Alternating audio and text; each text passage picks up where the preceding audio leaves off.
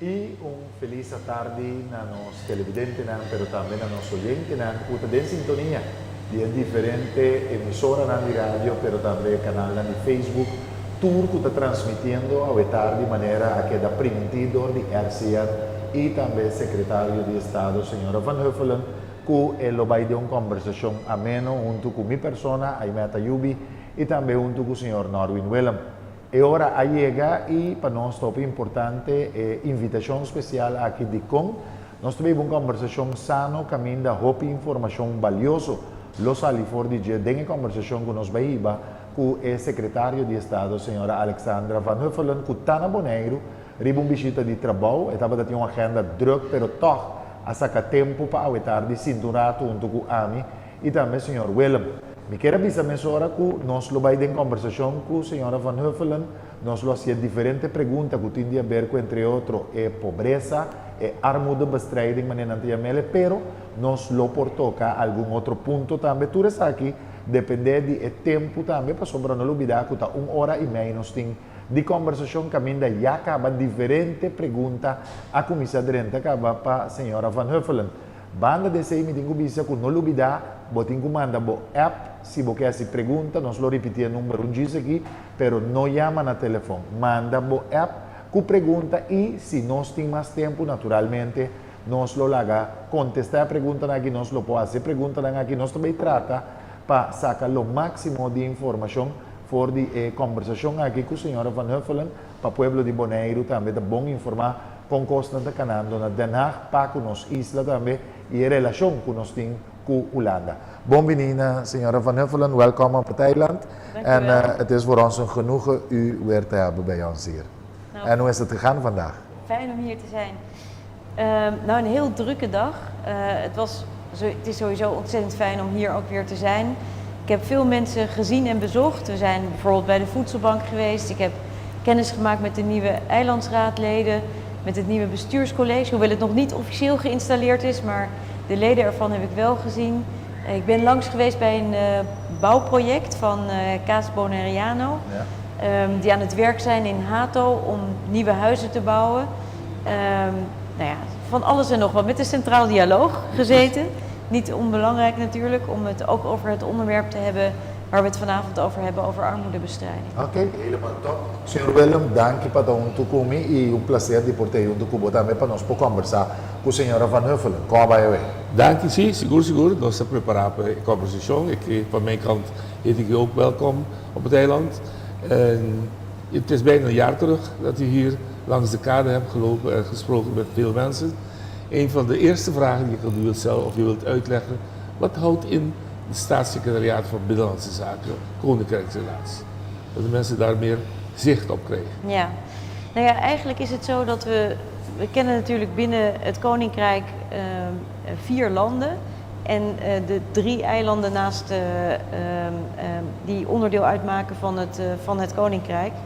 En mijn verantwoordelijkheid is vooral om te zorgen dat het met de eilanden in het Caribisch gebied, zowel de landen als de eilanden, Bonaire, Sint-Eustatius en Saba, dat het daar goed mee gaat. En ik moet zorgen dat al het werk wat we in Nederland doen op een zo goed mogelijke manier wordt gecoördineerd. Want heel veel van mijn collega's hebben te maken hier met het Caribisch gebied. Of het nou de minister van Justitie is, of de minister van Onderwijs, of de minister van Sociale Zaken. Ze doen allemaal werk hier op de eilanden. En ik probeer dat zo goed mogelijk aan elkaar te breien om daarmee te bereiken wat we in het coalitieakkoord van dit kabinet hebben gezegd. Namelijk dat we willen dat het beter gaat met de eilanden, vooral met de mensen die hier wonen. Dat we gelijkwaardiger worden ten opzichte van de situatie in Nederland. En dat we vooral ook zorgen dat de eilanden veel meer ook de mogelijkheid hebben om zichzelf te ontwikkelen. Ja, precies. Nou, in dat opzicht, een jaar terug was u ook hier. Hebt u een verschil kunnen merken van toen u hier was en vandaag dat u hier weer... U hebt deze keer niet gewandeld, maar u hebt wel met mensen gesproken. Ja, ik heb vanochtend hard gelopen langs de kade. Ja, en daar ben ik ook wel wat mensen tegengekomen die ook aan het wandelen waren of aan het hardlopen. Of aan het koffie drinken. Precies. Nou, er is natuurlijk veel gebeurd. Ik denk dat een heel concreet voorbeeld is ik ben hier samen geweest met Hugo de Jonge, de minister die verantwoordelijk is voor wonen. En hij heeft inmiddels plannen ontwikkeld samen met het openbaar lichaam om meer huizen te gaan bouwen. Omdat we weten dat er groot tekort is aan woningen. Zowel in de sociale huur als in de middenhuur, als ook koopwoningen. En dat is dus een heel concreet plan. En we zien dus ook al dat bijvoorbeeld nu Casa Bonaireana bezig is met het bouwen van nieuwe woningen. Wat heel erg nodig is. Maar er moeten er nog heel veel bij komen. En daar zijn nu ook heel concrete plannen voor. Iets anders wat we hebben gedaan is heel erg gekeken naar dat thema van die armoedebestrijding. Want we weten dat heel veel mensen hier op het eiland ongelooflijk veel moeite hebben om rond te komen. Of eigenlijk niet kunnen rondkomen met het geld dat ze krijgen uit een baan. Of soms zelfs 2 of 3 banen. Of een uitkering. En dat willen we omdraaien. En daar hebben we nu wel eerste stappen gezet. Vanaf 1 januari hebben we eigenlijk alle uitkeringen verhoogd. We hebben de belastingvrije voet verhoogd. We hebben allerlei subsidies ingevoerd.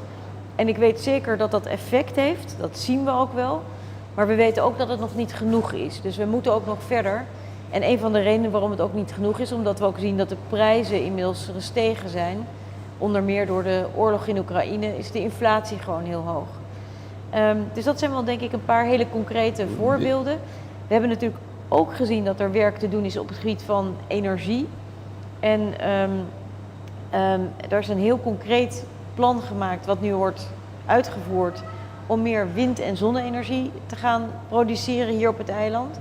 Daarmee kunnen we zorgen natuurlijk dat we minder CO2 uitstoten, maar niet ook onbelangrijk kunnen we de energieprijzen veel stabieler houden en hopelijk ook veel lager maken, zodat iedereen veel beter in staat is om de energierekening te betalen, die ook hier natuurlijk heel hoog is.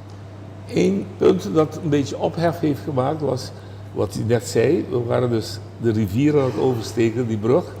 En kennelijk is er iets gebeurd vorige week, of deze week, waarin u een uitspraak zou hebben gedaan ten opzichte van die armoedebestrijding, dat u dus pas op de plaats houdt met de sociale uitkering. Het is, wat ik nu zeg, is niet helemaal correct in de pers overgekomen. Nee. Zou u kunnen uitleggen wat precies aan de hand is in dat geval? Ja, dus we hebben in de afgelopen tijd, vanaf eigenlijk met ingang van 1 januari, hebben we heel veel uitkeringen verhoogd. Ook echt wel substantieel, hè? Bijvoorbeeld de AOV met zo'n 27%. We hebben dingen gedaan voor de onderstand, 24% verhoogd. Dus echt substantiële verhogingen. Minimumloon met 18? Ja, en we hebben ook allerlei, vanaf vorig jaar al gewerkt aan allerlei kostensubsidies. Bijvoorbeeld energie. Maar ook telecom en andere uitgaven, kinderopvang, de dubbele kinderbijslag ingevoerd, allemaal van die dingen. Maar wat ik al eerder zei, we weten dat dat onvoldoende is. En samen met de minister van Sociale Zaken, mevrouw Carola Schouten, hebben wij gezegd, we willen dat dit structureel, dus voor de komende tijd, voor de komende jaren verbeterd wordt. En daarvoor hebben we nodig dat we goed inzicht hebben in wat zijn nu de kosten van levensonderhoud hier, hoe zien we die ook ontwikkelen en hoe zorgen we ervoor dat zowel mensen die leven van een uitkering, AOV of onderstand, als mensen die een baan hebben, dat die voldoende verdienen, dat die uitkeringen hoog genoeg zijn, dat de salarissen hoog genoeg zijn om daarvan te kunnen leven. En daarom hebben we gevraagd om een commissie onder leiding van Glenn Taudet, die denk ik iedereen hier wel kent, aan het werk te gaan om de cijfers op een rij te hebben. En de volgende stap is dan ook dat we op basis daarvan, die komen dit najaar, het gat dat er zit tussen waar zij mee komen, wat het sociaal minimum moet zijn, en wat mensen nu krijgen, wat mensen nu verdienen of welke uitkering ze krijgen, dat we dat gat gaan dichten. En iedereen vroeg aan mij natuurlijk, kan je dat dan al per 1 januari doen? En dat kan ik niet toezeggen, want ik weet gewoon niet hoe groot dat gat is.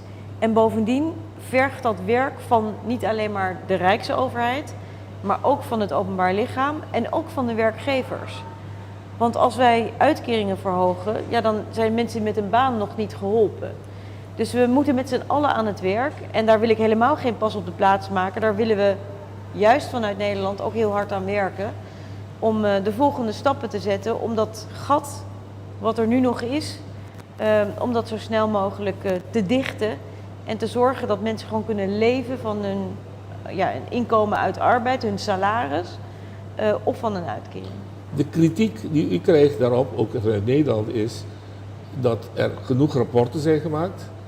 U ervaart zelf, maar ook Eerste Kamerleden en Tweede Kamerleden die hier op bezoek komen, die ervaren aan de lijve de armoede en de schrijnende armoedeproblematiek. Dus de vraag is, waarom nog een rapport? Nou ja, omdat we nog niet alle informatie hebben. En er ontbreken nog best veel cijfers. En niet ook omdat we het voor één keertje willen oplossen. We willen dat het voor de komende jaren goed opgelost wordt. Zodat als er weer verdere verhogingen van prijzen zijn, dat we ook weer kunnen aanpassen. Dat we een mechanisme maken waardoor je steeds stap voor stap weer verder kunt groeien. En daar hebben we echt meer informatie voor nodig. En bovendien, wat ik ook al eerder zei, het is niet alleen een kwestie van wat wij als Rijksoverheid moeten doen. We moeten het samen doen met de werkgevers hier en we moeten het ook samen doen met het openbaar lichaam. Om dan ook een pakket te maken, waardoor we ook inderdaad een echte oplossing kunnen creëren.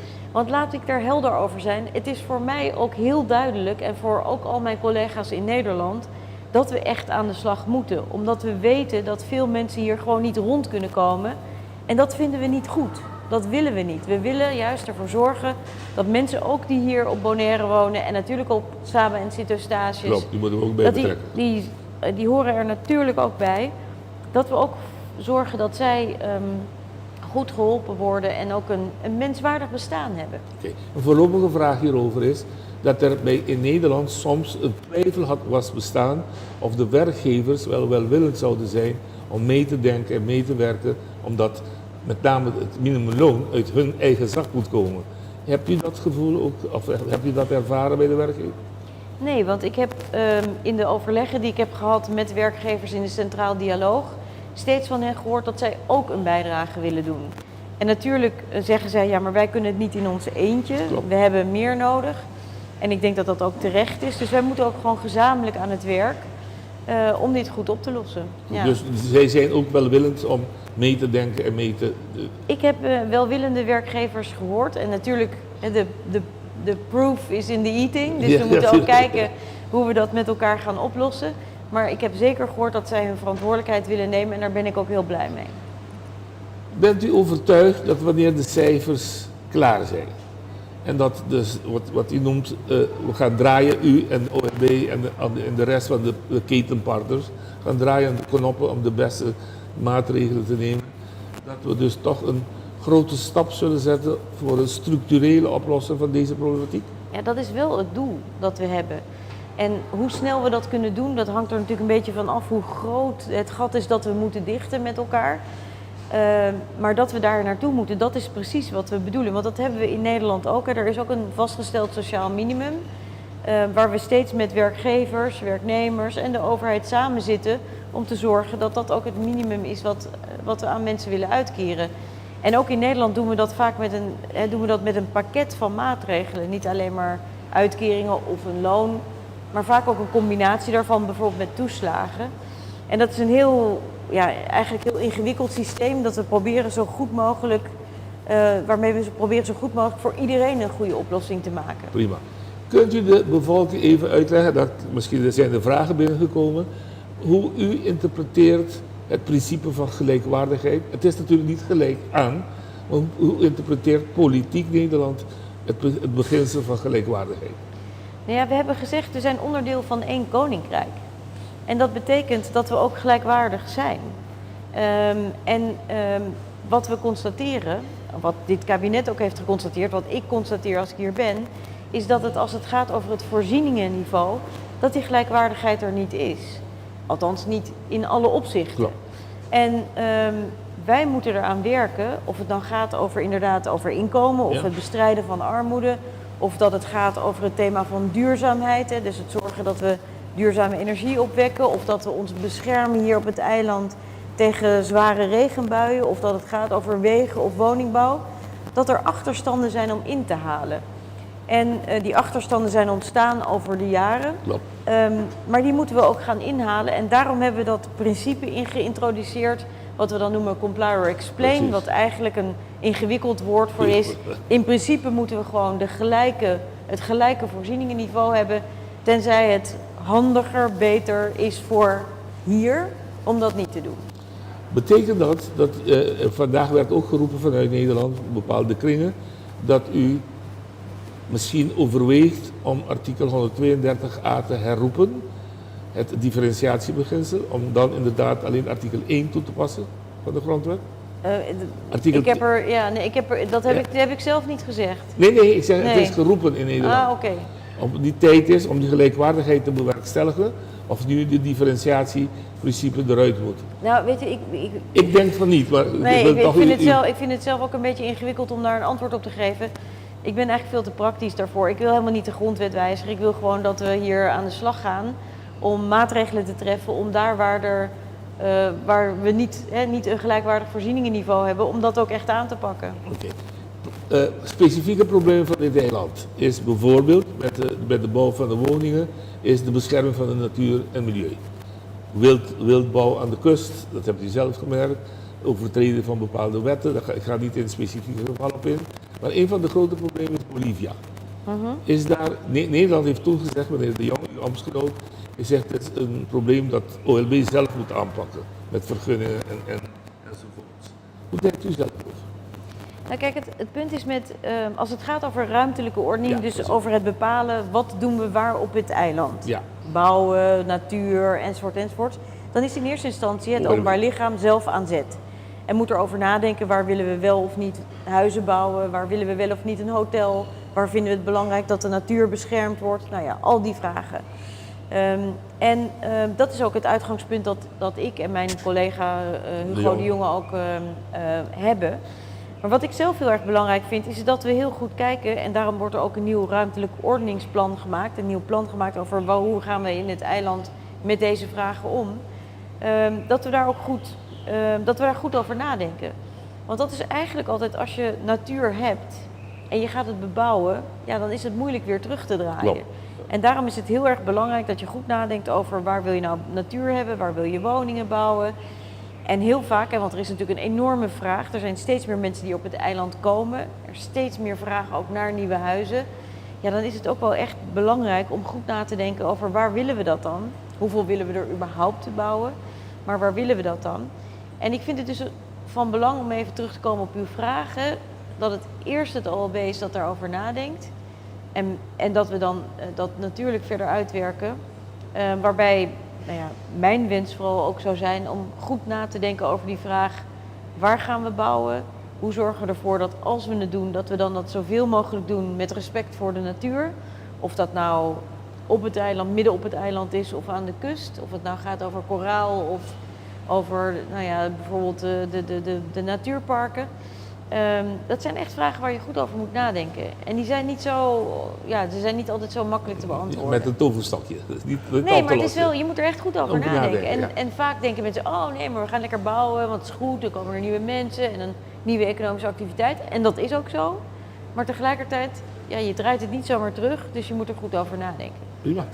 Er zijn ook vragen binnengekomen terwijl we aan het praten zijn met elkaar.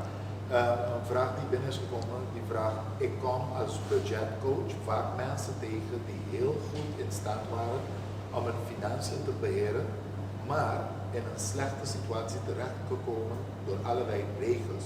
Zoals bijvoorbeeld het verschil in pensioenleeftijd tussen Bonaire en Nederland, 65, 67 plus. Waarom kan de Nederlandse overheid niets doen voor diegenen die tussen wal en schip zijn geraakt doordat Bonaire een bijzondere gemeente van Nederland is geworden? We hebben het hier hooguit over een paar honderd mensen. Ja, nou, ik denk dat het goed is dat we dit soort punten, want ik kende dit specifieke probleem niet.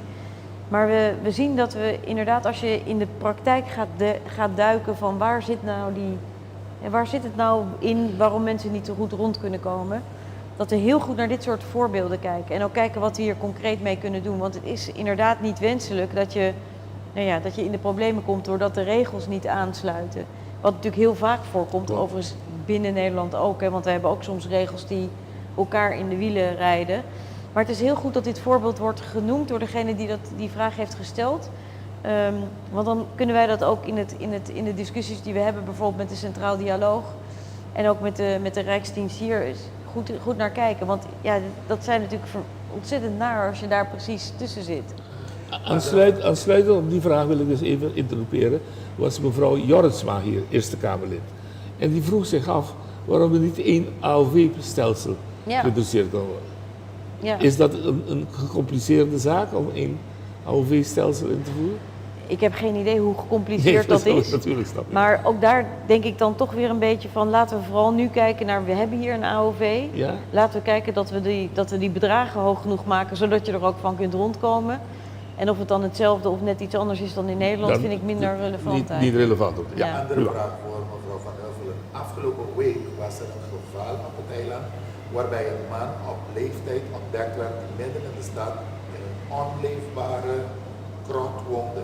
Bent u hiervan op de hoogte? Zo ja. En welke concrete acties zijn er tot nu toe ondernomen om dit soort situaties bij de Bonaireanen te voorkomen? Ja, dit is natuurlijk verschrikkelijk, dat bericht. Ik heb het gelezen in de krant. Ik heb begrepen dat 2 politieagenten Ja. aan het werk zijn om dit ook op te pakken. Nou, dat vind ik echt fantastisch dat ze hebben dat het doen. mooi gedaan ook. Ja, dat vind ik echt supergoed, want het ging niet alleen over deze meneer, maar ook nog iemand anders volgens mij. Dus top dat ze dat doen. Maar ja, dit moet natuurlijk niet gebeuren op het eiland. Het moet niet kunnen dat mensen gewoon in dit soort omstandigheden moeten wonen. Ik begreep dat hij zich moest baden of douchen in de zee. Ja. Ja, dat is natuurlijk gewoon Dat is niet oké. verschrikkelijk, ja. Nee, Dat is precies. gewoon niet oké. Maar normale mensen ook hebben we gewoon die niet eens 1 werk moeten doen. Die moeten 2 à 3 Ja. werken doen Om rond te komen. Om rond te komen. Ja, nou ja, en ik heb dus ook een aantal. Ik was bij de voedselbank vanmiddag en daar waren ook 3 klanten van de voedselbank. Zij vertelden ook dat ze ofwel een onvolledig pensioen hadden, ofwel een jonge moeder met een kind met problemen. Ja, dan zie je dus dat gewoon mensen dan niet rond kunnen komen. En dat is waar we het eigenlijk over hebben. Precies. Dit soort gevallen moeten worden opgelost. We moeten zorgen dat mensen wel degelijk met hun inkomen uit kunnen. Want kijk, het gaat niet alleen maar over dat gelijkwaardigheid, maar het gaat over hoe ernstig armoedeproblematiek is. En dat zien we door de hele wereld, net zo goed hier als bijvoorbeeld in Nederland. Dat als je niet rond kunt komen, dan heb je daar zoveel stress van, dat je geen goede ouder kan zijn, dat je ook niet goed je werk kan doen, want je bent de hele dag bezig met schuldenproblemen en weet ik wat allemaal. Ja. Dus iemand is daar zo door van gestrest, dat je zelfs, is ook gemeten, gewoon je IQ daalt. Niet Klopt. letterlijk, maar Nee, je kunt snap. gewoon niet meer goed denken, omdat je alleen maar bezig bent met, Met survive, precies. met overleven. En ja. dat is nou precies wat we niet willen. Ja, hier, precies. moeten we echt mee aan het werk. En dat is ook waar ik mee aan het werk wil en waar Carole Schouten mee aan het werk wil. Maar je ziet hoe verschillend de situaties van mensen zijn. Dus je moet ook al die situaties van jonge moeders met kinderen die soms 2 banen hebben. Mensen die inmiddels al met pensioen zijn. Mensen die een uitkering hebben of arbeidsongeschikt zijn of deels arbeidsongeschikt zijn. Dat moeten we natuurlijk allemaal Dus bij het, elkaar het doen. brengt heel veel nevenverschijnselen met zich mee. Armoede. Armoede is verschrikkelijk. Schuldenproblematiek, ongezond leven. Ja. Het is maar maag vullen en niet gezond leven. Ja, nee, het is verschrikkelijk. En daardoor krijg je inderdaad stress, gezondheidsproblemen. Je kunt geen goede ouder zijn, geen goede partner zijn, geen goede werknemer zijn. Het heeft overal Mee te maken, ja. op je hele leven Mee te heeft maken. het effect. Klopt. Andere vragen die we krijgen, gezien het feit dat er al jaren gewerkt wordt aan concrete acties, lijkt het alsof de overheidsapparaat hier inefficiënt in is. Zou u in een simpele taal een uitleg kunnen geven waar dit aan te wijten is? Want je ziet soms ook een verschil tussen de RCM-diensten en de OLB-diensten. Ja. Wat vindt u zelf hierover? Nou, ik heb vandaag ook gesproken met zowel met het nieuwe bestuurscollege, of het bijna nieuwe bestuurscollege, en ook met de mensen van RCN. En ik denk dat het gaat over dienstverlening aan de Bonaireanen of aan de mensen van Saba of Stesia, dan kunnen er echt nog heel veel stappen worden gezet. Dat het veel duidelijker voor iemand is waar je terecht moet, waar je hulp kunt krijgen als je schuldenproblemen hebt, of waar je terecht kan als je vragen hebt over onderwijs of uitkeringen. En daar moeten we ook echt stappen in zetten. Dat is echt heel erg belangrijk. Omdat het sowieso is, en dat is eigenlijk niet wenselijk, maar wel een beetje waar we tegenaan lopen, dat gegeven het feit dat niemand in de precies dezelfde omstandigheid is, we als overheid vaak ook veel regels hebben, veel verschillende regels hebben. Bijvoorbeeld huursubsidie, een kinderopvangtoeslag of een ondersteuning bij je kinderopvang. We werken met uitkeringen die soms deels compenseren voor het feit dat je arbeidsongeschikt bent. En dat allemaal bij elkaar is bedoeld om mensen te helpen, maar maakt het soms ook verschrikkelijk complex. Ja. En nou is het onze taak wel om te zorgen dat het simpeler wordt. Maar zolang we dat nog niet voor elkaar hebben, is het vooral belangrijk dat mensen een heel duidelijke plek hebben, een goed loket, waar je met iemand van vlees en bloed kunt spreken, die je kan uitleggen in je eigen taal, in het papiaments ook, wat er moet gebeuren. Maar de essentie van die vraag was dat je heel duidelijk merkt in de achterstand, in de fysieke achterstand, dat bijvoorbeeld gebouwen van de RCN veel luxueuzer en mooier uitzien dan de vervallen gebouwen van Bonaire. Nou was in april 2010 was er een afspraak tussen Nederland en Bonaire dat de vrije uitkering verlaagd zou worden en niet ten gevolge... Nee, verlaagd. Okay. Maar aan de andere kant zou Nederland de fysieke achterstand van de infrastructuur op zich nemen. Ondertussen is een groot stuk gedaan met de wegen, maar de haven, onze luchthaven en de gebouwen zijn nog steeds tussen haakjes van voor de oorlog. Ja.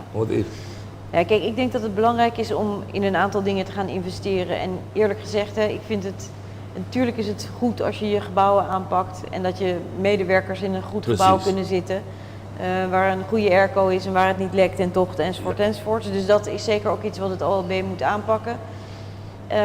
Wat ik ook heel erg belangrijk vind, en dat gaat eigenlijk meer om de ontwikkeling, de economische ontwikkeling van het eiland. Ja. Is dat we dus ook kijken inderdaad naar de haven, naar de verdere luchthaven. Naar de luchthaven. Nou, daar zijn onlangs ook weer nieuwe afspraken over gemaakt om weer te investeren in de luchthaven. We kijken ook naar de haven, of er wordt ook gekeken naar de haven. Dus ik vind dat wel belangrijk. En we hebben ook, en dat is denk ik ook niet onbelangrijk, er is een groot fonds in Nederland dat ook beschikbaar is voor hier om economische ontwikkeling te stimuleren. Dat heet het Nationaal Groeifonds. Een beetje gek dat het nationaal heet, want het is niet alleen voor Nederland, het is ook voor hier. En we hebben juist gezegd, dit kabinet heeft ook gezegd, we moeten zorgen dat dat veel meer ook ter beschikking komt aan de eilanden. Omdat het heel erg kan helpen ook met dit soort infrastructurele projecten. Maar bijvoorbeeld ook het versterken van onderwijs of dat aanpakken van die duurzaamheidsproblemen. Problematiek. Ja. Meer vragen die steeds blijven binnenkomen, dus een heleboel mensen die zitten te kijken en ook te luisteren, ze vinden het belangrijk. U noemt allerlei maatregelen die het leven op Bonaire draaglijker moeten maken. Maar waar we met z'n allen al meer dan 10 jaar op zitten te wachten, is de invoering van het sociaal minimum. Het blijft een hot topic. Ja. Niet het dichten van een gat, geen eikpunt of stip aan die horizon, maar vaststellen van een sociaal minimum. Gaat dat nu eindelijk gebeuren? Ja, dus we gaan een sociaal minimum vaststellen. Dat is ook precies het onderzoek wat Glenn Taudet en zijn commissie aan het doen zijn, te bepalen wat dat moet zijn. Het punt wat ik erbij zeg is dat wordt een bedrag en een systeem ook, wat te maken heeft bijvoorbeeld met inflatie. Als het inflatie verder stijgt, zal het sociaal minimum ook verder moeten stijgen. Maar belangrijk is dat we niet goed weten wat het verschil is tussen wat vandaag de hoogte van uitkeringen en salarissen zijn en hoe hoog dat sociaal minimum is. En daar moeten we dus nog stappen zetten. En als de kijker dan zegt, ja, ik wil dat dat onmiddellijk gebeurt, dan zou ik zeggen, dat zou ik ook heel erg graag willen, maar dat kan ik niet beloven dat we dat gaan doen. Maar het is wel duidelijk dat mensen hier, en zeker ook de Tweede Kamer in Nederland heeft gezegd, en ook de Eerste Kamer trouwens, doe dat nou zo snel mogelijk. Zorg er nou voor dat zo snel mogelijk dat sociaal minimum ook bereikt wordt voor de eilanden van Caribisch Nederland. Ja. We weten ook, bijvoorbeeld u zegt het al ook, de Tweede Kamer wil dat per 1 januari 2024 al een sociaal minimum, een reële sociaal minimum. Ja. Dus, ja. U zegt het is nog moeilijk om daar... Nou ja, ik weet niet hoe groot het gat is. En we moeten met elkaar afspraken maken. Dus het is niet alleen de Rijksoverheid die iets moet doen. Ook het OLB zal aan het werk moeten en ook de werkgevers. Dus het is heel moeilijk om nu te beloven, dat gaan we doen. Want we weten eigenlijk niet goed waar we het over hebben. Maar laat ik helder zijn. Het doel is sociaal minimum vaststellen en dat ook gebruiken om te zorgen dat we de gelijkheid van het voorzieningenniveau tussen Nederland en hier bereiken. En het zal wij zullen er vanuit, ik zal er alles aan doen en ook mijn collega's, om dat zo snel mogelijk te bereiken. Ja, want En de druk ook in Nederland is super hoog. Die Laten we er enorm. helder over Ja, ja, zijn. heel- wat de mensen zeggen, en je ziet het ook hier, er zijn al een paar rapporten, dus ze vragen zich af, welke gegevens nog over het sociaal minimum ontbreken er nog bij de commissie today. Want we moeten toch, als u zegt, per 1 januari 2025, dan praten we toch wel over 1 jaar en 8 maanden. Ja. En het is voor deze Nee, mensen... nee, is maar dat de lang. commissie komt al voor oktober van dit jaar. Oké. Nog dit jaar komt dat rapport. En het is ook uitdrukkelijk door de Tweede Kamer gevraagd aan Carola Schouten om het rapport af te ronden of af te laten ronden voor de begrotingsbehandeling van de begrotingen van sociale zaken. Dus voor de begrotingen van volgend jaar. Ja? Om te kijken of we al de eerste stappen ook kunnen zetten natuurlijk dan volgend jaar. Maar nogmaals, hoeveel van dat gat we dan dicht kunnen maken, ja, dat is afhankelijk van hoe groot het gat ook daadwerkelijk is. Maar nogmaals, ja, ik wil niet iets beloven wat ik niet kan toezeggen. Maar laat ik er helder over zijn, bij mij is de urgentie heel duidelijk.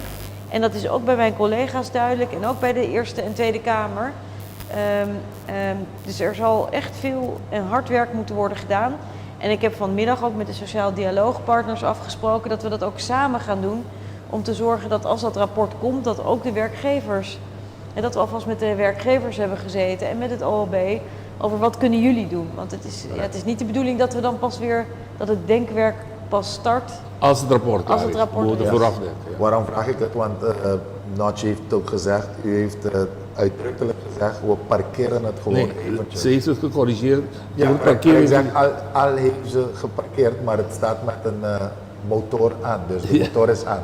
Ja, Blijft nee, werken. maar Het het is, niet en het gewoon is zo ook niet geparkeerd. nee, het is ook totaal niet geparkeerd. Oké. Ik weet niet wat ik precies heb gezegd, maar het woord parkeren heb ik zeker niet gebruikt. Kunnen we En Rutte dat is ook aanhalen? echt niet wat het is. Kunnen we Rutte halen? Dat is geen punt in de komma. Nou ja. Is dat de Maar komma? daar zit We het, kunnen door. ja, dat Maar kan. dat is duidelijk dan, dus u bent bezig ermee. Super, ja, hard bezig en nogmaals met meer mensen in Nederland ook. Toppie. Is het niet een idee om een sollicitatieplicht in te voeren? Er zijn veel mensen die kunnen werken, maar kiezen om van een uitkering te leven. Ik heb moeite met het gedachte dat ik vroeg uit mijn bed kwam om ook voor deze mensen te werken. Het economie zou beter draaien als iedereen aan het werk is. Althans, degenen die wel kunnen werken. Ja, nou ja, dat is ook zo. Hè. Als je kunt werken, dan moet je ook werken. Dat is eigenlijk de bottom line van de regelingen die we in Nederland hebben, die wat mij betreft ook hier moeten gelden. We weten overigens dat er ook ongelooflijk veel werk is hier op het eiland. Enorm Dus er is geen grote werkloosheid. Dus ja, de kern is, ja, als je kan werken, dan moet je werken om voor jezelf te kunnen zorgen en voor de mensen om je heen. Oké. Andere vraag. Waarom kan er door het Rijk niet direct een subsidie worden ingevoerd voor de huur in de particuliere sector, aangezien zij een hogere aflossing bij de bank hebben dan een FCB met gunstiger voorwaarden om te lenen? Er loopt nu een pilot al waaruit blijkt dat de nood hoog is. Ja. En de particuliere sector heeft veel meer woningen dan Fundación Cas Bonariano. U was ook in gesprek vandaag met Fundación Cas Bonariano. Ja, want we Weet je hebben. iets hierover? Nou ja, de kern is natuurlijk dat we, als het gaat over dat probleem van die te weinig inkomen om van te leven, dat kun je op verschillende manieren aanpakken. Door salarissen te verhogen, door uitkeringen te verhogen, maar ook te kijken naar bijvoorbeeld zoiets als huursubsidie. En dat is precies ook waar wij mee aan het werk zijn. Omdat wij het ook heel erg belangrijk vinden om te kijken of dat een mogelijkheid is. Maar ja, dan willen we natuurlijk weer niet dat verhuurders hun huur verhogen, omdat dan uiteindelijk mensen nog steeds hetzelfde betalen. Dus dat is altijd ingewikkeld, hè, met als je het hebt over inkomenspolitiek, zoals het ook wel heet. Ja, je hebt allerlei knoppen waar je aan kan draaien. En uiteindelijk moeten we werken aan iets wat goed is voor hier. Wat zorgt, hè, want dat is het doel, een helder sociaal minimum. En dat moet gelden voor iedereen, zodat iedereen kan leven van ofwel zijn salaris, ofwel van een uitkering wanneer je van een uitkering afhankelijk bent. Ziet u een mogelijkheid om een reparatietoeslag te introduceren die werkgevers ook van de te betalen loonbelasting? Ja, ik weet niet wat daarmee precies bedoeld wordt. Kijk, werkgevers moeten ook meedoen, dat is eigenlijk het verhaal. En nogmaals, wij moeten met elkaar gaan nadenken over de vraag hoe gaan we het gat tussen vandaag en het sociaal minimum dichten voor heel veel verschillende groepen van mensen die allemaal in een andere situatie zitten. Ja, goed, en daar zijn meerdere mogelijkheden voor en de Sociaal Dialoog heeft daar ook over nagedacht, heeft een aantal voorstellen gedaan waar wij ook naar gaan kijken. Ik neem aan dat jullie die ook gepubliceerd hebben. Dus, Oké. ja. Wanneer wordt de gewijzigde grondwet, die speciaal voor de BES is veranderd, weer teruggedraaid, zodat alle Nederlanders in de bijzondere gemeente Bonaire in Nederland weer gelijkwaardig zijn? Dat Ja, die had je vraag, ook dat is erover. Ja, Ze willen misschien nog meer duidelijkheid. ja. Nou, ik ben niet van plan om de grondwet te wijzigen. Ik ben van plan om de problemen hier van het eiland aan te pakken. Dat is eigenlijk wat ik wil. En dat doen we op basis van wat we beoogd hebben. Gelijkwaardigheid, een gelijkwaardig voorzieningenniveau.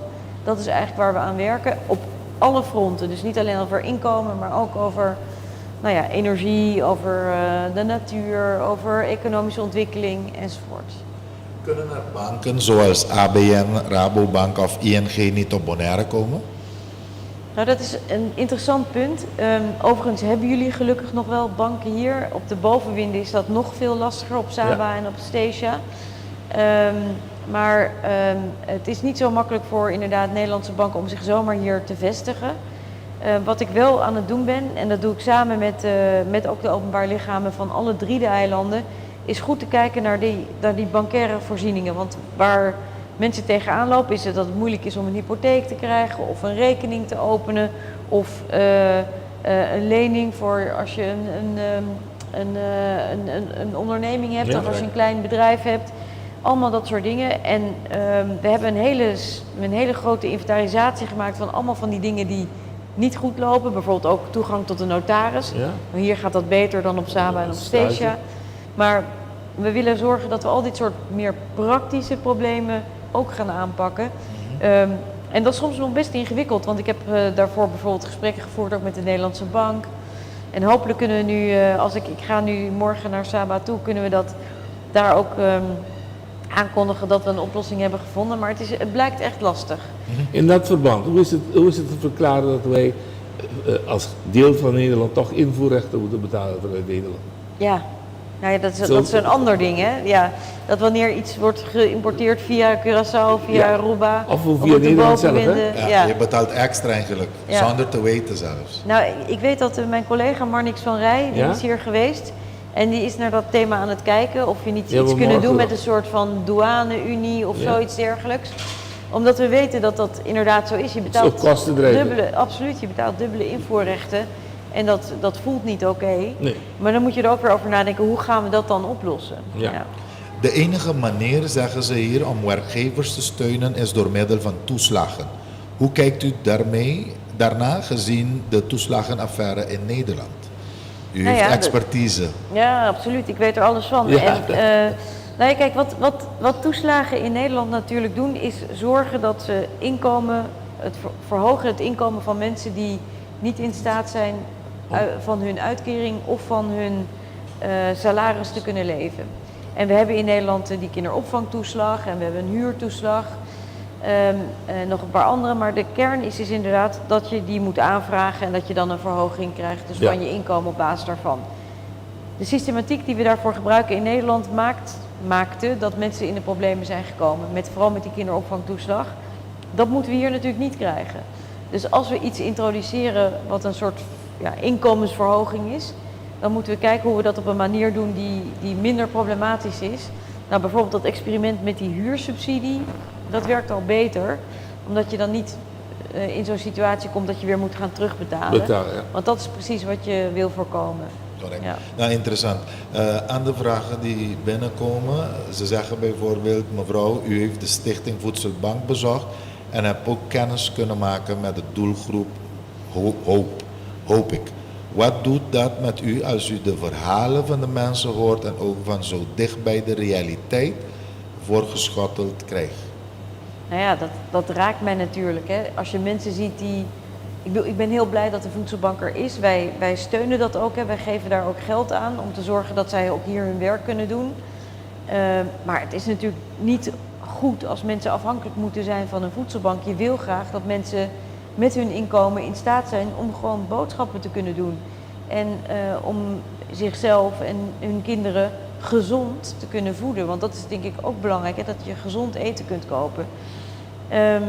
Dus nogmaals, het was heel goed dat ik niet alleen de vrijwilligers heb gezien, maar ook 3 van de mensen die klant zijn van de voedselbank.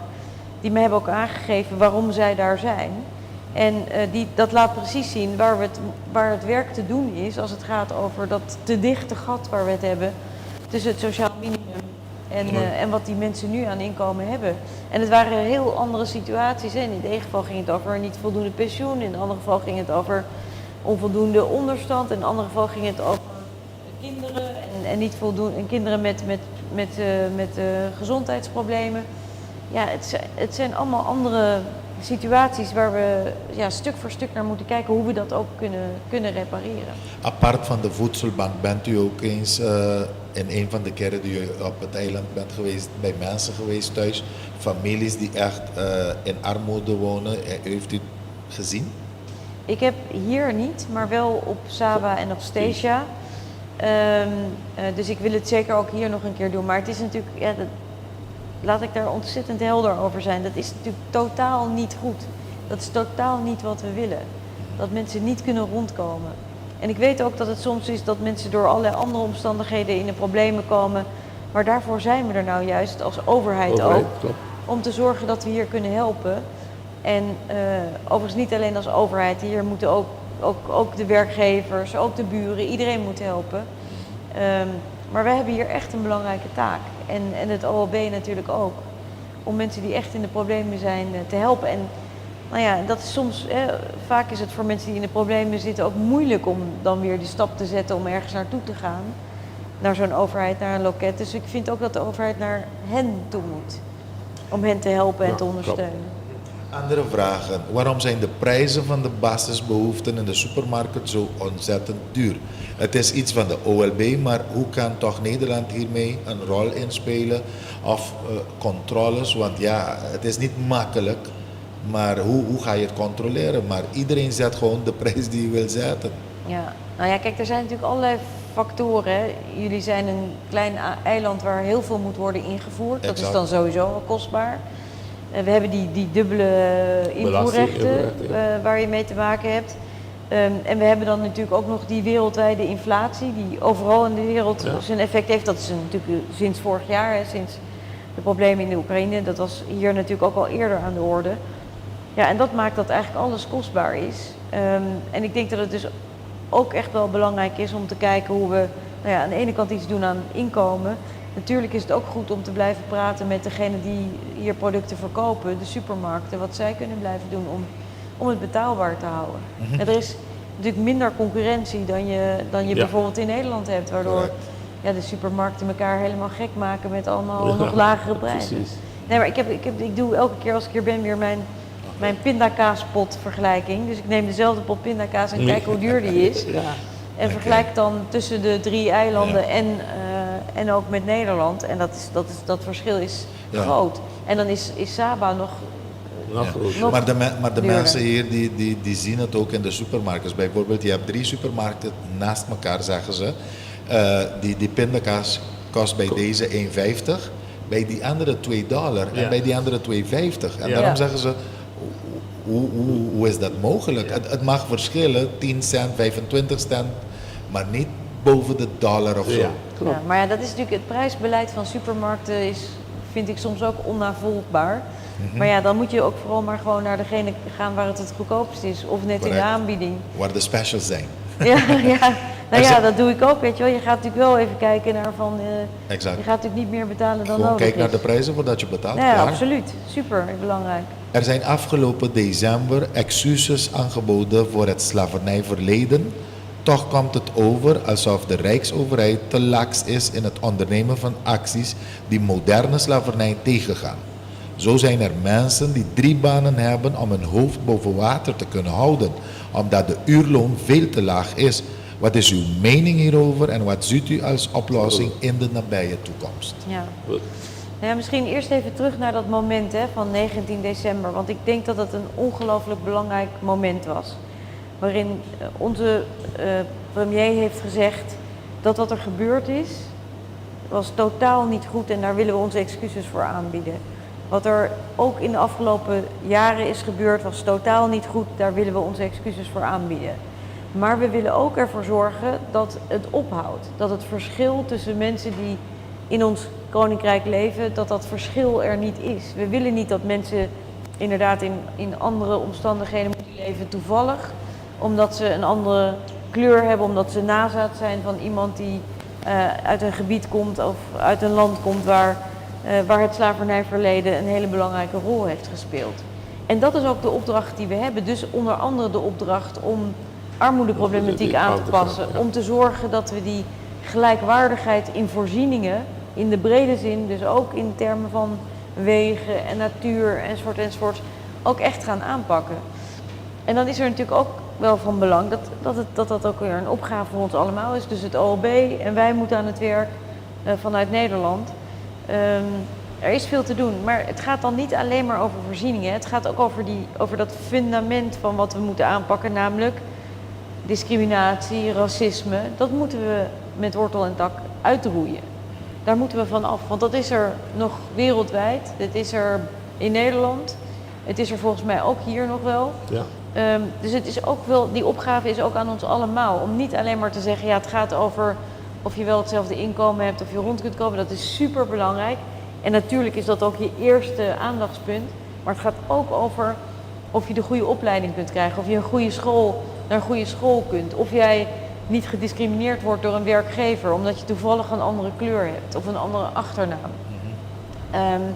Dat vind ik echt wel ook een heel erg belangrijk onderwerp. Want dat is er nog, dat racisme en die discriminatie. En daar moeten we ook echt een einde aan maken. Wat vindt u zelf van de relatie tussen Den Haag en Kralendijk? Ja, ik heb een hele goede relatie met hier als het gaat over het OLB. En ik hoop dat dat ook blijft met het nieuwe bestuurscollege. Met de eilandraad ook. Dus ik vind dat dat eigenlijk heel goed gaat. Ik merk dat veel van mijn collega's hier in het afgelopen jaar geweest zijn. Concrete afspraken hebben gemaakt. Hugo de Jonge over woningbouw. Rob Jetten die binnenkort komt om afspraken te maken. Verder over duurzame energie. Carola Schouten die ook weer in mei zal komen. Robert Dijkgraaf. Dus al mijn collega's zijn heel hard aan het werk. Ik denk dat dat goed is. Ik denk dat dit voor het eerst ook echt een kabinet is waar eigenlijk zoveel bewindspersonen hebben gezegd we komen en we gaan wat doen. Ik merk ook zeer dat het de drukker is vanuit de Eerste en Tweede Kamer. Die zeggen ook van jongens, laten we het nou gewoon aanpakken, oplossen. Dus ja, dat vind ik wel goed. Dus het is niet alleen maar dat ik goed kan opschieten met hier, maar ik denk dat er ook veel meer oog is, ook bij mijn collega's, over het feit dat er gewoon werk te doen is en veel werk. Oké. De belastingvrije voet is omhoog gegaan per 1 januari 2023. Ja. Argument hiervoor was dat het de koopkracht van de gemiddelde werknemer zou verbeteren. Klopt. Zijn er inmiddels cijfers bekend die dit argument kunnen onderbouwen? Zo niet, wanneer kunnen wij die verwachten? Nou ja, de cijfers zijn eigenlijk al de verhoging zelf. Dus met het verhogen van de belastingvrije voet, dat betekent dat je minder belasting betaalt. Ja, want een stuk van je inkomen, daar betaal je dan geen belasting over. En dat bedrag, dat kun je zelf denk ik ook goed uitrekenen. Dat is voor iedereen... 5000 eigenlijk. Ja, er zit 5000 euro tussen. Ja. Dus over 5000 euro van je inkomen betaal je niet die 30%. Dus zeg dat het zo ongeveer 1500 euro scheelt per belastingbetaler. Ja. Dus het is echt wel een substantieel deel. Oké. Vindt u dat er meer kan worden gedaan om de burgers van de eilanden te onderwijzen op het gebied van financiële training? Oftewel, hoe ze met geld kunnen omgaan? Hebben jullie dat misschien ook met de OLB besproken? Nou, ik heb er dit keer niet met het OLB over gesproken, maar dat is zeker een thema. Schuldenproblematiek. Maar schuldenproblematiek is een groot ding. En dat is ook iets waar... goed om het nog even over ook te hebben met Carola Schouten, want zij is niet in Nederland verantwoordelijk voor het aanpakken van armoedeproblematiek. En dus ook gaat het over dat sociaal minimum, maar zeker ook over het aanpakken van schulden. En we gaan dat in Nederland aanpakken en dat moet ook voor hier gelden. Oké. Omdat het namelijk, nou ja, we hadden het er al eerder in dit gesprek over, dat het hebben van schulden geeft zoveel stress. Ja, dat helpt gewoon niet. En dat kun je natuurlijk voor een deel doen door mensen beter te leren budgetteren. Maar je moet ook, als je al in de schulden bent geraakt, dan moeten mensen er ook uit kunnen komen. Ik ga ervan uit dat u bekend bent met het fenomeen van overeenkomsten van opdracht. De OVO's. bekende OVO's. Bij de lokale overheid bijvoorbeeld, bent u op de hoogte van het feit dat er bij het OLB sprake is van een aanzienlijk aantal OVO's? Hoe wordt de integriteit van de overheid bij deze overeenkomsten gewaarborgd als deze al gewaarborgd wordt? Ja, ik denk dat er een paar dingen een rol spelen. Wat ontzettend belangrijk is voor het openbaar lichaam, is dat wij helderheid geven over hoeveel geld is er eigenlijk beschikbaar. En niet alleen maar dit jaar, maar structureel. Wat is die vrije uitkering die we in de komende tijd willen verhogen? Dus zodat een openbaar lichaam geld heeft om de taken uit te voeren die nodig zijn. Of het nou gaat over wegen of over afval ophalen of wat dan ook. Want dan kun je ook zorgen dat je de mensen aanneemt Precies. en ook vast in dienst neemt die dat werk kunnen doen. Vaak werken we nu met meer eenmalige uitkeringen, waardoor het voor het openbaar lichaam vaak onduidelijk is op hoeveel geld kunnen we volgend jaar nou Beschikken, ja, rekenen. klopt. En kunnen we ook iemand in dienst nemen of kunnen we die dan straks volgend jaar niet meer betalen. Dus dat gaan wij doen. En dan is het belangrijk dat we, en daar heb ik met het nieuwe bestuurscollege ook over gesproken, nieuwe oude bestuurscollege, omdat het dan ook belangrijk is dat je dan als je mensen in dienst kunt nemen, dan hoef je dus niet van die contracten af te sluiten, die OVO-contracten. En uiteindelijk ben je daar natuurlijk toch weer goedkoper uit ook, want ja, iemand die je voor tijdelijk inhuurt, betaal je vaak meer. Exact. Wat is uw standpunt over het tekort aan kinderopvang? Wat kan er gedaan worden om een verandering te kunnen bieden met de problematiek? Bent u op de hoogte van de brief die ze hebben gestuurd? Ze hebben gezegd dat Nederland wil dat we echt een goede kinderopvang hebben. Kwalitatief, en ook hè? kwaliteit, net als in Nederland. Maar als je de betalingen ziet, dan is het net de helft hier op het eiland. En toch wil Nederland kwaliteit. Hoe gaan we dit in de toekomst aanpakken? Ja, daar weet ik de oplossing niet zo voor, maar ik vind inderdaad kinderopvang is ontzettend belangrijk. En we hebben afgesproken dat ieder kind naar die opvang moet en dat je maximaal als ouder 4% bijdrage levert. En die bijdrage hebben we ook in de afgelopen tijd weer verlaagd. Dus dat is één. Maar natuurlijk moet die opvang van kwaliteit zijn. Als je je kind bij iemand brengt om daarvoor te zorgen, dan moet je zeker weten dat dat kind ook Dat goed goed verzorgd terecht, wordt. ja. En dan gaat het niet alleen maar over hygiëne, maar het gaat ook over dat er speelgoed is, dat een kind goed eten krijgt, dat er ook activiteiten zijn voor als die kinderen al iets ouder zijn. En dat vind ik wel heel erg belangrijk. Dus ik weet niet precies hoe we dat gat dicht gaan maken op dit gebied. Maar dat moet wat mij betreft wel, want ik vind het ook belangrijk voor hier dat als kinderen naar de opvang gaan, wat in heel veel gevallen nodig is, omdat de ouders allebei werken of omdat het eenoudergezinnen zijn waarbij de ouder dan werkt, dat het ook echt opvang van kwaliteit is. Ja, want de vraag kwam, we hadden het ook over die slavernijgedoe. Dus die vraag kwam, er is een soort discriminatie hierin en dat willen ze ook repareren eigenlijk. Dus dat het gewoon goed wordt, net als in Nederland. Ja, dat is ook Dat is een belangrijk. gelijkwaardigheid. hoor. Ja, we hebben overigens in Nederland ook veel problemen met de hoeveelheid opvangen, maar nee, het is super belangrijk en wij vinden kinderopvang en goede kinderopvang van belang, omdat het daarmee mogelijk wordt voor ouders om te werken, wat nodig is om in hun eigen levensonderhoud te kunnen voorzien. Maar voor de kinderen moet dat een veilige en fijne plek zijn, waar je niet alleen maar goed verzorgd wordt, maar waar je ook dingen kan leren, waarin je uitgedaagd wordt enzovoort. Wat kan Nederland doen naast de beperkte huursubsidie om het wonen op de BES-eilanden betaalbaar te maken? Nou ja, daar speelt die subsidie natuurlijk een rol in. Dat is er wel. En ik denk dat het vooral ook gaat om te zorgen dat we meehelpen om zoveel mogelijk huizen te bouwen. Hè. Dat is waar Hugo's plan ook over gaat.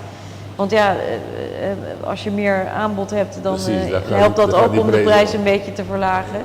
Dus ik denk dat dat een beetje de twee richtingen zijn. Ja. Oké. Andere vraag, teruggaand op de excuses voor het slavernijverleden.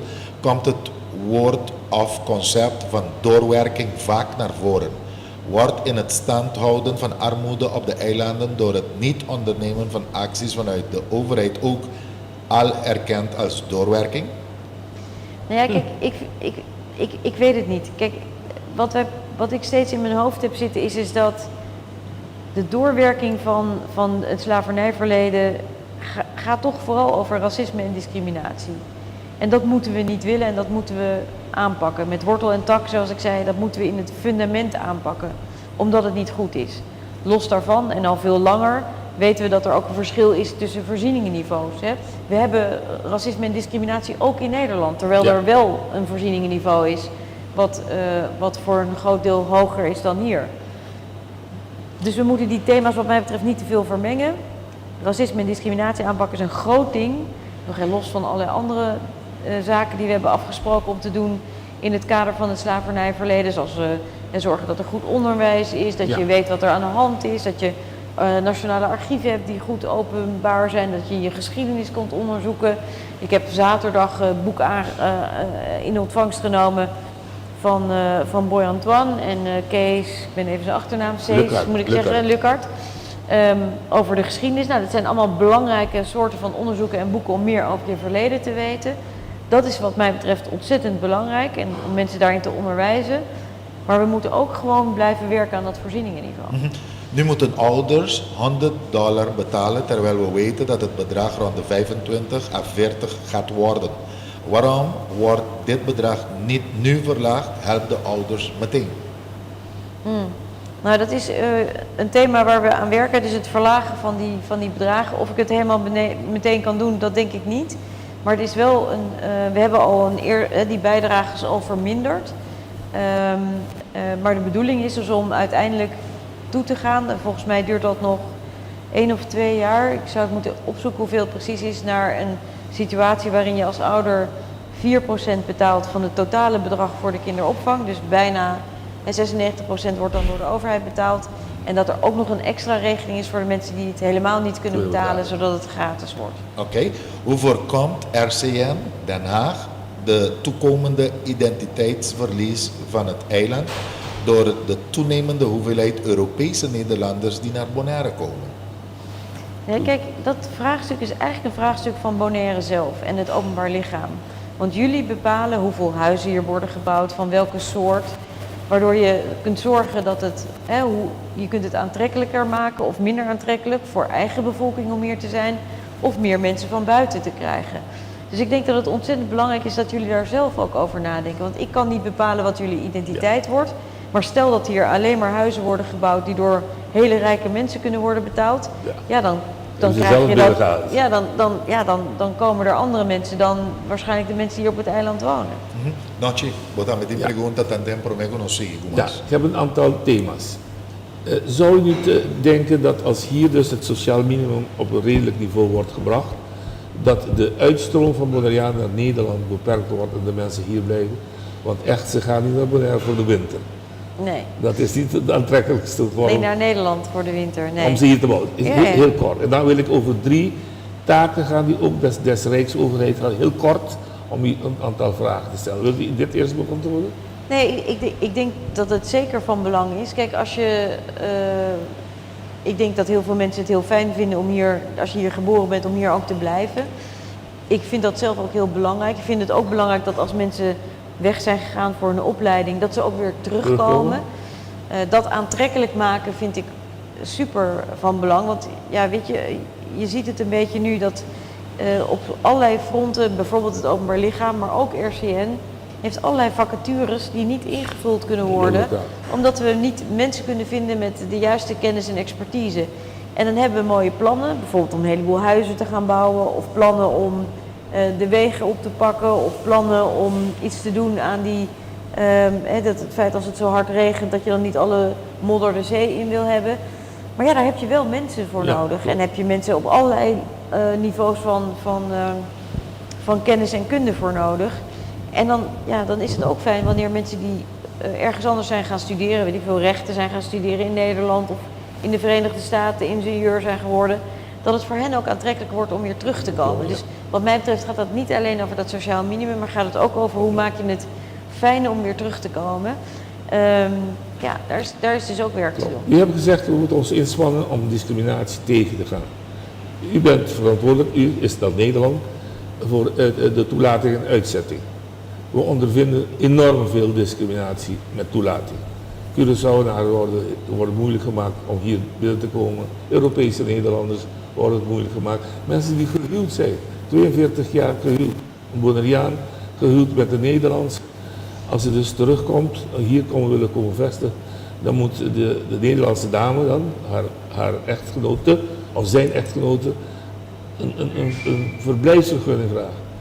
Gaan we dat oplossen? Het is in één koninkrijk. Het is Ja, ik zou zeggen ik wist niet eens dat dat was. Dat het zo ingewikkeld was voor Nederlanders om ook hier zich te vestigen. Althans, als je getrouwd bent met iemand van hier. Ja, ik weet niet hoe. Ik moet er zin duiken eigenlijk, want ik zou er niet zo een antwoord op weten. Nee. Kijk, ik denk dat het wel goed is dat dit eiland ook nadenkt over de vraag hoeveel willen we nog groeien. Precies. Welke mensen zouden we hier willen hebben, wie willen we graag vragen om hier te komen.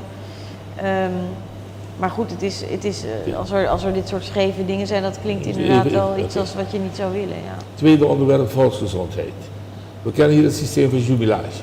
Dat betekent dus dat om de 6 maanden een specialist hier komt. Vooral heb ik over gynaecologen. Die gaan terug, ze leren de taal niet. Communicatie is ontzettend moeilijk, ook voor het Spaanstaligen. Aan de andere kant hebben wij gevraagd aan meneer Dijkgraaf, minister van Onderwijs, om weer de ministersplaatsen open te stellen voor lokale, om artsen te studeren. Ja. We kregen nee als request, nee als antwoord. Zou daar iets niet aan gedaan kunnen worden? Vooral omdat volksgezondheid is een kwestie van vertrouwen. Zeker. En zeker met je arts wil je ook liefst in je eigen taal kunnen spreken. Ja, ik weet niet of we terug moeten naar dat oude model, maar wat helder is dat je genoeg specialisten, idealiter natuurlijk, die de taal spreken, hier ook hebt. Dus je zou eigenlijk weer willen dat mensen die vanuit Bonaire in Nederland of in de Verenigde Staten, maar in Nederland, want je moet je BIG-registratie hebben, je moet een Nederlandse registratie hebben om hier te mogen werken, dat mensen dan ook weer terugkomen. En dat zou ik wel heel erg belangrijk vinden. Aankaarten. En ik weet inderdaad en dat was natuurlijk in het verleden zo, dat mensen inderdaad dan in Nederland werden opgehaald en dan weer terugkwamen. Maar ja, het is ontzettend belangrijk inderdaad dat mensen hier, en ook dat ze wat langer, bijvoorbeeld een huisarts. Precies. Ja, dat is al helemaal iemand met wie je eigenlijk bijna je leven lang mee wil. Ja. Veiligheid en justitie. Onze aankomende politieagenten, hun startsalaris $1400. We zijn ontzettend bezorgd, mede namens weer die armoede, om het even te relateren, dat we geen Colombiaanse en Zuid-Amerikaanse taferelen krijgen voor corruptie binnen de politieagent. Met 1400 schulden. Wij weten zelfs dat er minstens 2 politieagenten bij de voedselbank terecht moeten. Is dat niet zorgelijk? Nee, kijk, dat thema van het inkomen, daar hebben we natuurlijk uitgebreid over gehad. En dat moet dan ook voor iedereen natuurlijk gelden. Maar dat geef je aan, misschien wist u dat niet, maar ik geef het alleen even aan. Ja, nee, dat is ook zo. Kijk, en we moeten met z'n allen natuurlijk goed investeren in zorgen dat het hier veilig blijft. Ja, en ik was vanmiddag ook bij het RIEK, dat is een samenwerkingsverband van marechaussee, politie, het openbaar lichaam en nog een aantal andere partijen, om met name ook te zorgen dat we georganiseerde criminaliteit tegengaan. Ja. Witwassen, terrorisme, enzovoort. Dus er is echt nog wel werk te doen, hoewel het hier natuurlijk nog echt wel heel veilig is. Dus ik denk dat het goed blijft om dat ook op te pakken. Ik weet dat ook de minister van Justitie hier is geweest en ook met dat onderwerp verder aan het werk wil. Omdat we zien dat we voor een deel natuurlijk de diensten hebben vanuit Nederland, voor een deel aangevuld met mensen vanuit hier. Die moeten natuurlijk wel met elkaar zodanig blijven samenwerken. En het moet ook zo aantrekkelijk zijn om die baan hier te doen, dat je ook echt een goed politiekorps hebt en een goed brandweerkorps en de marechaussee enzovoort. En die moeten natuurlijk ook gewoon kunnen rondkomen van hun salaris. Een van de vragen is, ik weet niet of het onaangenaam of aangenaam verrast is geworden. We werden verrast dat onze gezaghebber tot gezant is verklaard. Men denkt wegpromotie, het is heel ineens gebeurd. Wat is er gebeurd met onze gezaghebber? Nou ja, ik heb hem gevraagd om die baan te doen. Omdat ik weet dat hij heel erg daarin goed in is en ook heel erg geïnteresseerd om dit te doen. En wij het heel erg belangrijk vinden. Want het verkrijgen van meer fondsen vanuit zowel de Verenigde Naties als de EU is ontzettend belangrijk. Het is een groot thema voor de komende tijd, voor economische ontwikkeling, voor het aanpakken van klimaatbestrijding. Dus ik ben ontzettend blij dat hij dat doet. Maar waarom En als hebt iemand u zegt, en geen open sollicitatie? nou, omdat ik weet dat hij het kan en omdat ik heel graag wilde dat het werd ingevuld. En iedereen die zegt van ja, maar is het, wat u zei over dat wegpromoveren is totaal niet aan de orde. Oké. Want ik heb ontzettend fijn met hem samengewerkt in zijn rol als gezaghebber. Vandaag is zijn laatste dag overigens. Hij heeft het ontzettend goed gedaan, hij heeft heel veel bereikt voor het eiland. Hij heeft bijvoorbeeld in de coronatijd echt een fantastische job gedaan om te zorgen dat het hier rustig bleef en zoveel mogelijk mensen ook echt gezond bleven. Dus ik ben echt heel erg blij en heel dankbaar. En dat heb ik gisteren ook tegen hem gezegd toen we in kleinere kring afscheid namen. Dat ik ontzettend blij en dankbaar ben voor zijn werk. Ik ben heel blij dat hij deze baan gaat doen. En ik ben blij dat hij daar ook zo snel al mee kan starten. Want ja, daar is ook gewoon heel veel te doen. De affaire heeft geen rol gespeeld. Nee. Nou, het is voor de Ja. val, niet voor mij. Voor de val. Nee. Ja, goeie man. Maar ik had ook een vraag. De gezaghebber die heeft al afgetreden, maar wie komt in zijn plaats? Dat vragen veel mensen Dat weet zich af. Wanneer komt de sollicitatie weer open en Ja. wat is toch het idee van Nederland dat het een lokale gezaghebber moet blijven, dat we het zelf hier krijgen, of komt er iemand anders uit Nederland? Wat denkt u hierover? Nou kijk, het proces is eigenlijk zo. De eilandraad, de nu nieuwe eilandraad, moet een profiel maken. Moet zeggen waar moet deze persoon, waar moet de nieuwe gezaghebber aan, welke eisen moet hij voldoen. Het proces wordt dan geleid door de vertegenwoordiger hier, door Jan Helmond. En uiteindelijk moet hij samen met de eilandraad een voordracht doen aan mij, die ik in principe gewoon ga volgen. En ja, wie er gaat solliciteren, dat weet ik natuurlijk niet. Ja. Ik heb daar totaal geen voorkeur voor. Ik wil dat mensen solliciteren die voldoen aan het profiel wat door de eilandraad wordt opgesteld.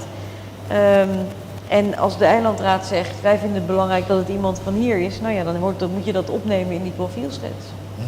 De interne rijksvertegenwoordiger, meneer Helmond. Wat gaat met de positie van de interne rijksvertegenwoordiger gebeuren? We horen heel veel verhalen dat het gaat worden afgeschaft.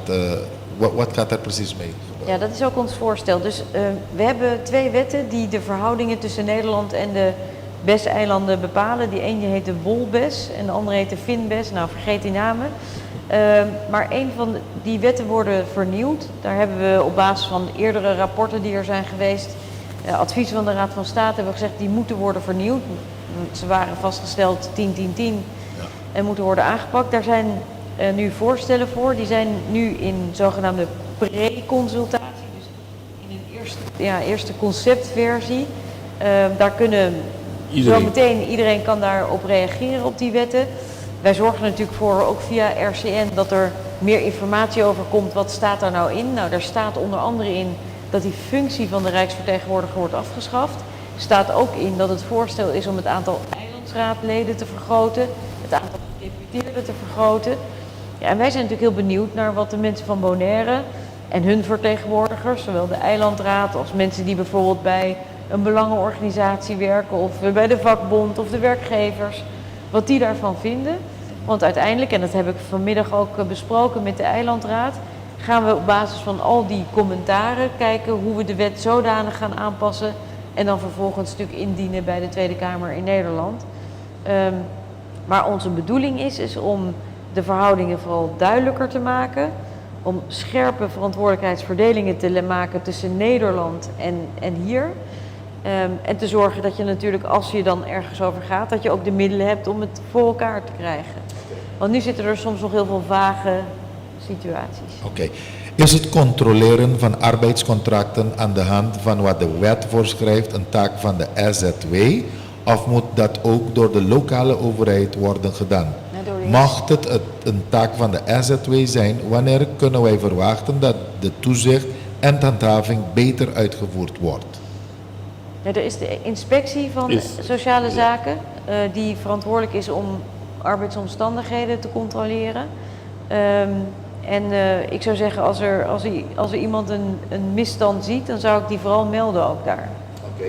Ja. Andere vraag. Wat te doen met de studenten die zijn afgestudeerd en veel schulden terug moeten betalen en hierdoor geen hypotheek kunnen aanvragen als ze terug op Bonaire komen bijvoorbeeld om hun eiland te helpen?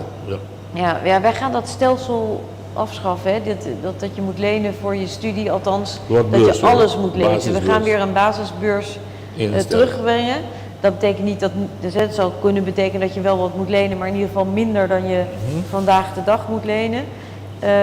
Dus ik hoop dat dat probleem zich straks minder gaat voordoen. Een van de onderwerpen waar wel over gesproken is, niet dat het al geregeld is, hè, dus is wel om te kijken, nou ja, als mensen bijvoorbeeld weer terug willen komen, kan ook een werkgever zeggen, ik ben wel bereid om jouw studieschuld over te nemen of deels over te nemen, als jij maar belooft dat je de komende jaren bij me komt werken. Ja. Nou ja, dat soort modellen zouden wel interessant zijn. Volgens mij hebben we die in het verleden ook wel gehad. Vroeger deed de overheid, hè? Als je 5 Ja. jaar bij de overheid werkte, Ja. dan werd je schuld vergeven. Ja. Ja. Nu hebben we een eilandsraad met 9 leden. Is er een beslissing al genomen, want we komen net uit de verkiezingen. Dus over 4 jaar, wat gaat gebeuren? Wordt het 15, wordt het 19 of blijft het gewoon 9? En gaan we de kwaliteit naar boven sturen? Nou ja, Dat weet ik niet. dat laatste, Waarom zeg dat ik- bepalen de kiezers hier, hè? Nee, waarom zeg ik dit? Want allang weten we dat die mensen rond de $800, $900 krijgen als een vergoeding. Het is niet een 8 uur Salaris. werk, Het is een salaris. Ze vragen het waarom ze denken, we kunnen meer kwaliteit krijgen als we gewoon een werk van maken. En dan nemen de mensen het ook serieuzer om hun werk te doen en te lezen en alles te doen zoals het moet. Maar nu krijgen we misschien meer leden, qua kwaliteit blijft het hetzelfde. Nou ja, kijk, wat ik denk dat het belangrijk is, dus in het wetsvoorstel, wat Ja. nog niet is aangenomen, staat inderdaad het groeien van het aantal eilandsraadleden naar uiteindelijk 15 in 2027 Precies. en 19 in Precies. 2031. Ja, juist. En dus het idee is dat het aantal leden groeit. En er is wel een reden voor waarom we eigenlijk vinden, ook in Nederland, dat het goed zou zijn als mensen dit niet als een fulltime job doen, maar als ze ook gewoon in de maatschappij staan. Dus dat je een bakker kunt zijn of een restauranthouder en ook lid van de eilandraad. Die combinatie maakt dat mensen gewoon ook, en niet alleen maar dat als een baan doen, maar ook daadwerkelijk onderdeel zijn van de maatschappij.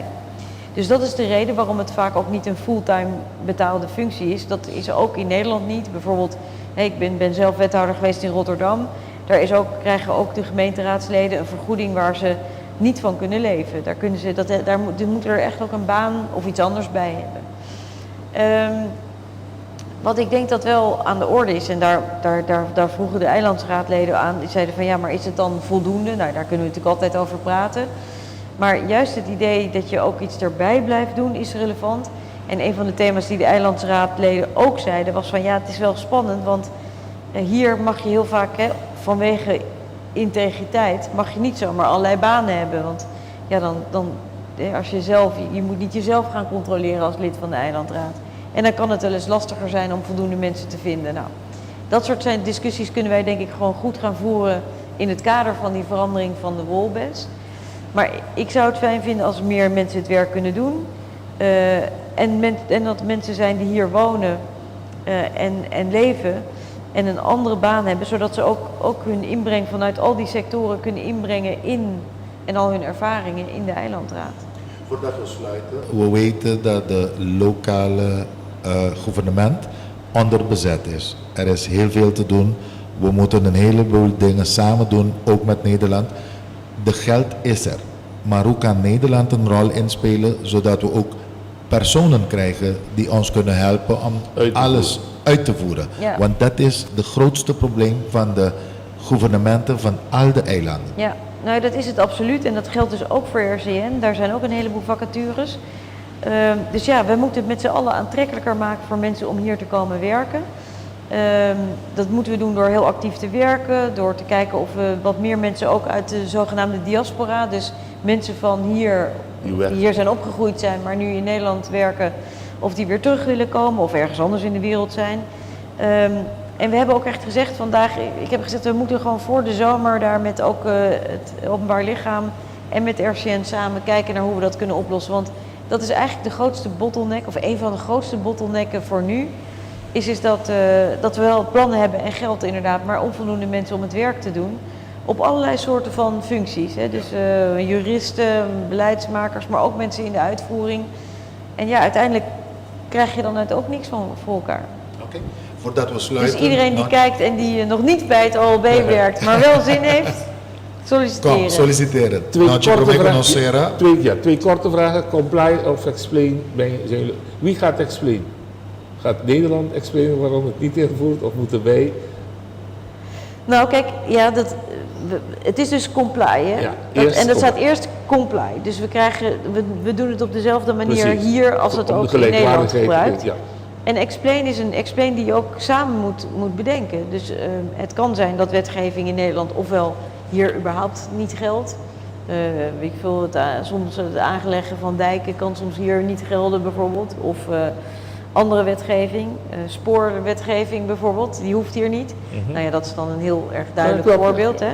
Maar in principe moet die explain ook wel samen worden bepaald. Dus we moeten wel goed zeggen, als Nederland zegt wij denken dat dit niet geldt voor de eilanden, of anders moet gelden. En het is niet, explain is niet alleen maar in de min, hè? Het kan ook in de plus zijn. Dat kan ook in de voordeel zijn. Ja, dan moeten we dat ook samen vaststellen zo. Oké. Het volk luistert en ziet u. Het hoofdthema vanavond was armoedebestrijding, het vaststellen wel of niet van het sociaal minimum. Er is een rapport onderweg. Carola Schouten gaat over armoede. U bent de coördinerende staatssecretaris. Ja, en we gaan het sociaal minimum vaststellen, hè? Laten we er helder over zijn. Dat wil ik graag horen. U kunt geen datum noemen, zegt u, maar het is in ieder geval geen 1 januari 2024? Nou, ik kan geen datum noemen wanneer we dat sociaal minimum ook bereikt hebben. Maar we gaan het wel vaststellen in de loop van dit jaar op basis van het rapport van de commissie Todé.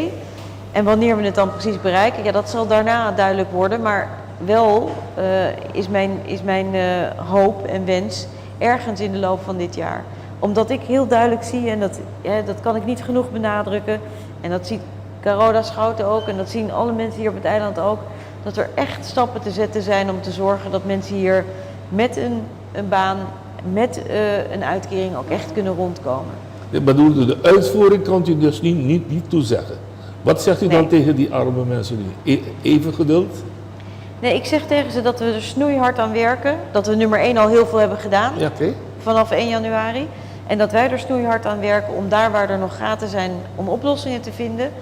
En ik zou vooral ook degenen die echt in de problemen zitten, meld je bij het OLB of bij RCN.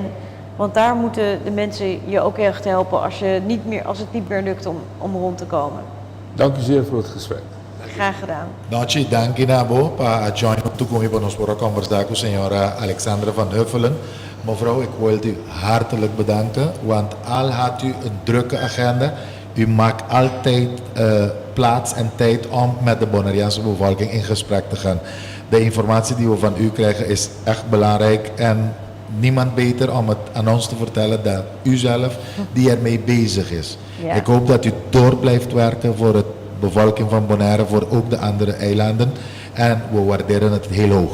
Dank u wel. Dank u wel. Dank u. U ook. Maar zo dank. Dank u. Essa aí estava a conversação com nossa TNA, amigo senhor Willem, junto com o secretário de Estado, senhora Alexandra Van Huffelen. Hope informação interessante, hope pergunta. Pueblo comunicar conosco também via de sistema de app de RCN. Hope pergunta, abordo se praticamente me te querer nosso cumprido quase tour. Dengue 1 hora e meia aqui, nós quero agradecer um dia mais. Danke para boa atenção e nós temos sempre para seguir na informação na comunidade de Bonaire. Pero mais danke ainda na senhora Van Huffelen, que põe seu tempo disponível para papia com o pueblo de Bonaire. Awe, lá que nos visa ter uma próxima oportunidade. Passe uma feliz noite.